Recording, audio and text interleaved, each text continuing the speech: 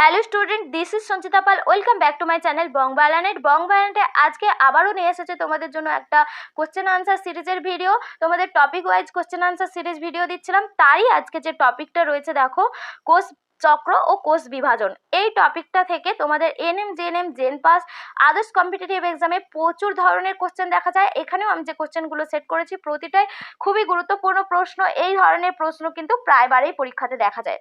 তো তোমরা পুরো ভিডিওটি তাই জন্য দেখতে থাকো। আর এখানে অনেক এক্সট্রা ইনফরমেশান ভিডিওতে দেবো তোমাদেরকে কোষ বিভাজনের চ্যাপ্টার থেকে। আশা করি ভিডিওটি তোমাদের জন্য হেল্পফুল হবে। পুরো ভিডিওটি দেখো, আর যে কোশ্চেনের আনসারগুলো পারবে অবশ্যই কমেন্ট বক্সে জানিয়ে যেও। দেখো প্রথম প্রশ্ন কি রয়েছে। প্রথম প্রশ্ন রয়েছে ডিএনএর বিশেষ অংশ হলো ড্যাশ। চারটে অপশন রয়েছে জিনোম, জিন, ক্রোমাটিন তন্তু, ক্রোমোজোম। ডিএনএর যে বিশেষ অংশ তাকে বলা হয় জিন। অপশন খয়েরটা হয়ে যাবে সঠিক আনসার। এরপরে দুয়ের প্রশ্নে কি আনসার, দুয়ের প্রশ্নটা কি রয়েছে দেখো, এল আকৃতির ক্রোমোজোমকে কি বলা হয়? Telocentric, acrocentric, submetacentric, metacentric. ক্রোমোজোমের দুই বাহুর মাঝে যে সেন্ট্রোমিয়ার অবস্থান করে, সেই সেন্ট্রোমিয়ারের অবস্থান অনুযায়ী, এই ধরো সেন্ট্রোমিয়ার, এটা ক্রোমোজোমের দুটো বাহু। এই ক্রোমোজোমের দুই বাহুর মাঝে যে সেন্ট্রোমিয়ার রয়েছে, সেন্ট্রোমিয়ারের অবস্থান অনুযায়ী ক্রোমোজোমকে চারটে ভাগে ভাগ করা যায়।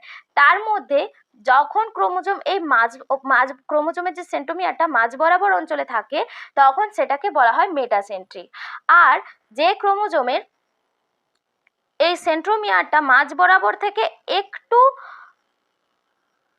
সরিয়ে থাকে, অর্থাৎ একটা বাহু ছোট হয় আর একটা বাহু বড় হয়, তখন সেটা দেখতে হয় এল আকৃতির মতন কোষ বিভাজনের সময়, আর এটাকে সাবমেটাসেন্ট্রিক বলা হয়। আর মেটাসেন্ট্রিক কোষ বিভাজনের সময় ভি আকৃতি দেখতে হয়, আর এটা এল আকৃতি দেখতে হয়। আর অ্যাক্রোসেন্ট্রিক দেখো, যখন ক্রোমোজোমটা শেষ প্রান্তের সেন্ট্রোমিয়ারটা ক্রোমোজোমের একদম শেষ প্রান্তের কাছে থাকে, তখন সেই সেন্ট্রোমিয়ারের অবস্থানের জন্য সেটা দেখতে অনেকটা ইংরেজি যে আকৃতির মতন হয়ে যায়, সেটাকে বলা হয় অ্যাক্রোসেন্ট্রিক। আর যেখানে সেন্ট্রোমিয়ারটা একদম ক্রোমোজোমের একটা বাহু শেষ প্রান্তে অবস্থান করে, এটা দেখতে অনেকটা ইংরেজি আই আকৃতির মতন হয়ে যায়, সেটাকে বলা হয় টেলোসেন্ট্রিক। তাহলে আমার এই বর্ণনা থেকে তোমরা নিশ্চয়ই বুঝতে পেরেছো এখানে এল আকৃতির ক্রোমোজোম বলেছে। তাহলে কি হবে এখানে, অর্থাৎ সেন্ট্রোমিয়ারটা শেষ প্রান্তে ঠিক আগে অবস্থান করে, সেই জন্য এই যে ক্রোমোজোমকে, এই ধরনের ক্রোমোজোমকে বলা হয় সাবমেটাসেন্ট্রিক। গয়েরটা হয়ে যাবে সঠিক আনসার। এখানে দেখো প্রত্যেকটা ভাগ, যে কোনো ভাগ মানে যে কোনো আকৃতি থেকেই তোমাদের কোশ্চেন আসতে পারে, তো এগুলো কিন্তু একটু ভালো করে তোমরা জেনে রাখবে। এরপরে 3 নম্বরের কোশ্চেনটা কি রয়েছে দেখো, ক্রোমোজোমের কোন অংশ নিউক্লিওলাস গঠন করে? চারটে অপশন রয়েছে, প্রাথমিক খাঁজ, ক্রোমাটিড, এনওয়ার, টেলোমিয়ার।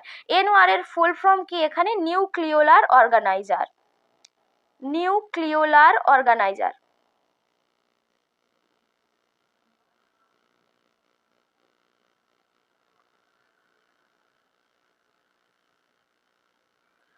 দেখো ক্রোমোজোমের যে অংশ নিউক্লিয়াস গঠন করে, অর্থাৎ ক্রোমোজোমের যে অংশে নিউক্লিয়াস যুক্ত থাকে, সেই অংশটাকে বলা হয় গৌণ খাঁজ বা নিউক্লিওলার অর্গানাইজারও বলা হয়। নিউক্লিওলার অর্গানাইজারের অপর একটা নাম রয়েছে যেটাকে গৌণ খাঁজ বলা হয়। এখানে অপশন গয়েরটা হয়ে যাবে সঠিক আনসার। আর প্রাথমিক খাঁজকে বলা হয় সেন্ট্রোমিয়ার। এগুলো একটু মনে রাখবে, প্রাথমিক খাঁজকে সেন্ট্রোমিয়ার বলা হয় আর গৌণ খাঁজকে বলা হয় নিউক্লিওলার অর্গানাইজার। এরপরে 4 দাগের কোশ্চেনটা দেখো কি রয়েছে, নিউক্লিওটাইড হলো, এখানে যে গঠনগুলো দিয়েছে তার মধ্যে কোনটা নিউক্লিওটাইডের গঠন? দেখো 4টে অপশনে কি কি দেওয়া রয়েছে, ডিঅক্সি রাইবোজ শর্করা অর্থাৎ ফসফেট এবং নাইট্রোজেন বেস। এই তিনটে ক্ষয়ের অপশানে দেওয়া রয়েছে ডিঅক্সি রাইবোজ শর্করা, ফসফেট। গয়ের অপশানে দেওয়া রয়েছে ডিঅক্সি রাইবোজ শর্করা, নাইট্রোজেনাস বেস। ঘয়ের অপশানে দেওয়া রয়েছে ফসফেট, নাইট্রোজেনাস বেস। এই যে 4টা অপশান রয়েছে, এর মধ্যে কোন অপশানটাকে, অর্থাৎ কোন কোন কম্বিনেশনকে আমরা নিউক্লিওটাইড বলতে পারি?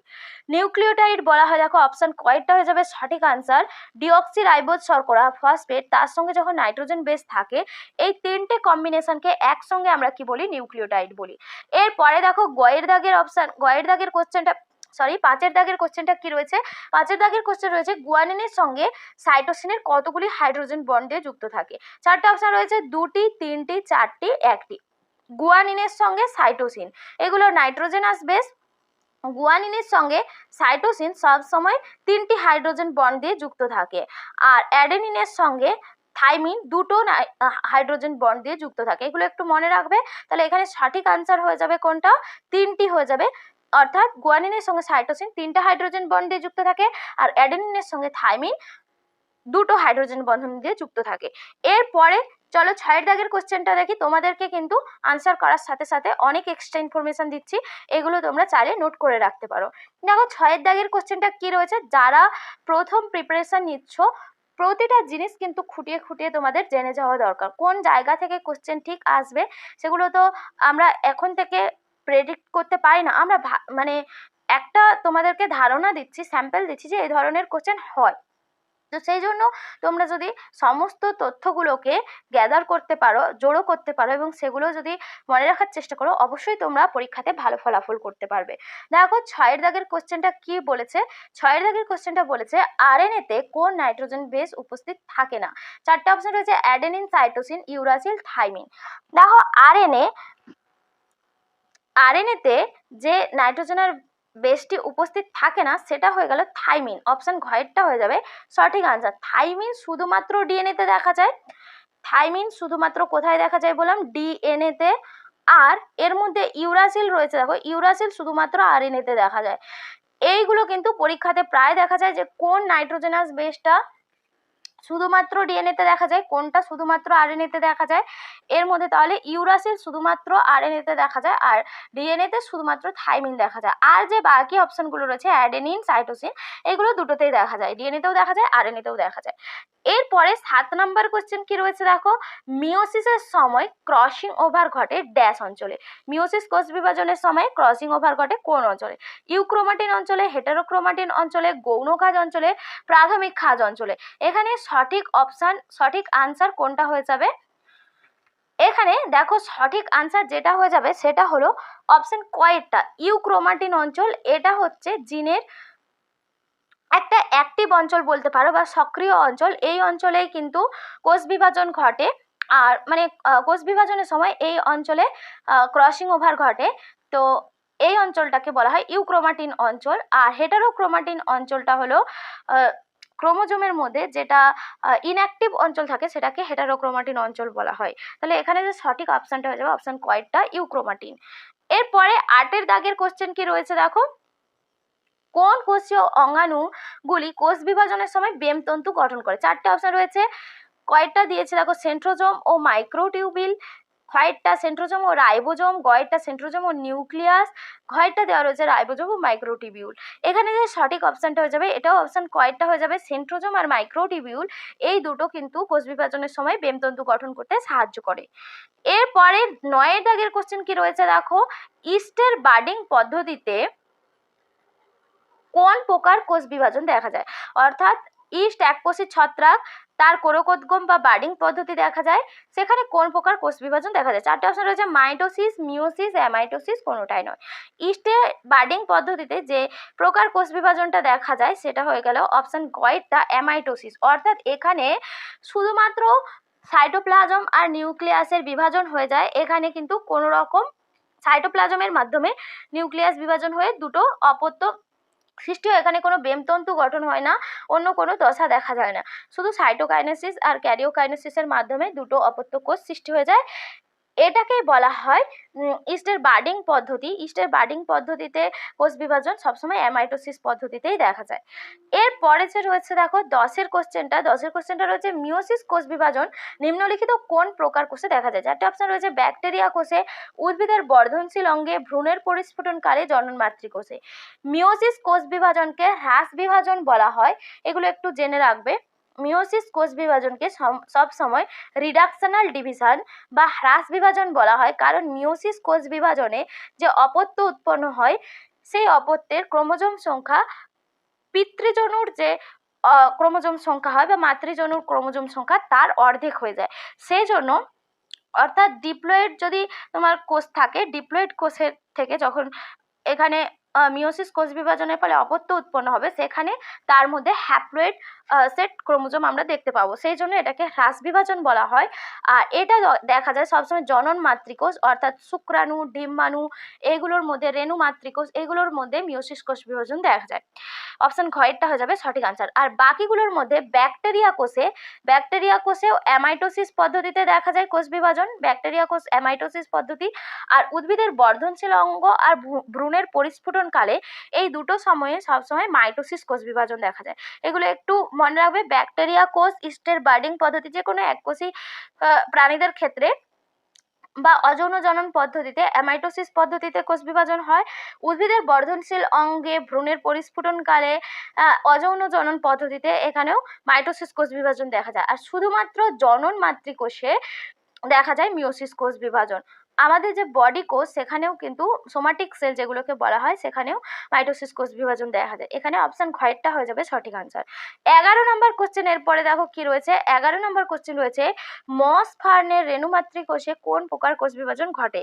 চারটে অপশন রয়েছে, মাইটোসিস, মিওসিস, অ্যামাইটোসিস, কোনোটাই নয়। মস আর ফার্ন এইগুলোর যে রেণুমাতৃকোষে কোন প্রকার কোষ বিভাজন দেখা যায়? একটু আগেই বলেছিলাম রেণুমাতৃকোষে সবসময় মিওসিস কোষ বিভাজন দেখা যায়। এখানে যৌন জনন সম্পন্ন হয় রেণুমাতৃকোষে, সেই জন্য সবসময় মিওসিস কোষ বিভাজন দেখা যায়। অপশন খয়েরটা যাবে সঠিক আনসার। এবারে 12 নম্বর কোশ্চেন রয়েছে, দেখো কোষচক্রের কোন পর্যায়ে ডিএনএ সংশ্লেষণ ঘটে? G1 বা গ্যাপ 1, S দশা, G0 দশা, G2 দশা। কোষ চক্রের যে পর্যায়ে ডিএনএ সংশ্লেষণ ঘটে সেটা হলো এস দশা, বা এটাকে সংশ্লেষণ দশাও বলা হয়। এই দশাতেই ডিএনএ সংশ্লেষণ ঘটে। এরপরে 13 নম্বর কোশ্চেন রয়েছে, দেখো নিম্নলিখিত কোন কোষে G0 দশা দেখা যায়? চারটে অপশন রয়েছে, স্নায়ুকোষ, পেশিকোষ, লোহিত রক্তকণিকা, সবকটি। G0 দশা হলো এমন একটি দশা যে দশাতে কোষের কোনো বিপাকীয় কাজ সম্পন্ন হয় না, কোষটা সম্পূর্ণ রেস্টে থাকে। এখানে সেল ডিভিশনের কোনো কাজই হয় না, কোষ বিভাজনের কোনো কাজ হয় না, সেজন্য এই দশাটাকে G0 দশা বলা হয়। এটা G1 দশার মধ্যে জীবন দশার মধ্যে কিছুটা সময় থাকে যেখানে কোনো প্রকার বিপাকীয় কাজ সম্পন্ন হয় না, কোনো কোষ বিভাজনের কাজ হয় না, তো সেই জন্য এই দশাটাকে G0 দশা বলা হয়।